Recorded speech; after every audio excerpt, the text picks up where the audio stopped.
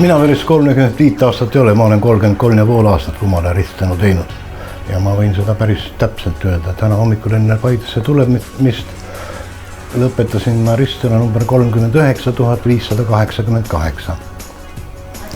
Ma esimene ristsõna, mis ma tegin Kumale, oli Intsu piltidega ristsõna ja mul on sealt meelde jäänud selline lahendus.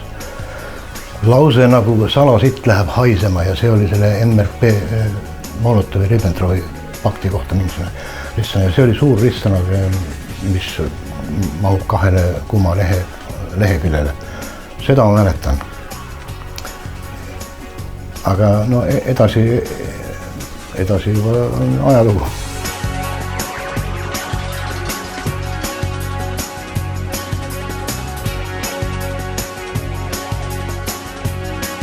Ma ei ütleks, et see nii tohutult väga palju vahet oleks, sest et see arvutis nikerdamine võtab ka ühel aega, eriti kui arvuti korralikult ei tööta, aga ja ristsõnade koostamise pikkus sõltub väga palju ka sellest, millise ristsõnaga on tegemist. Kui on tegemist mingisuguse temaatilise ristsõnaga, siis muidugi arvutiga on lihtsam teha, sest arvutist on võimalik ka andmeid kiiresti kätte saada. Aga kindlasti ilmselt on ikka arvutiga natukene kiiremini läheb. Kui on nii-öelda turbovariant, et tuleb mulle meil, et millegagi on väga kiire, et keegi tellis reklaamristsõna ja tuleb alles viimasel minutil pilte tooma või midagi, no siis ja ei ole väga temaatiline ei ole, siis no mingisugune tunni aega ikka teeb ära, ma arvan.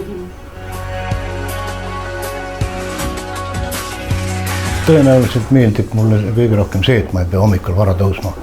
Sest ma olen kas just nüüd laisk, aga ma tahan hommikul kaua magada. Mitte just kaua, aga et ma ei taha, et ma pean mingi kindlaks kellaajaks kohale jõudma.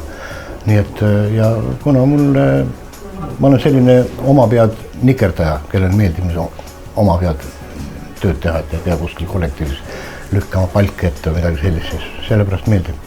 Kus sa võtad need küsimused, mis sa ristsõnasse paned? No elust enesest ütleme on lihtne vastus.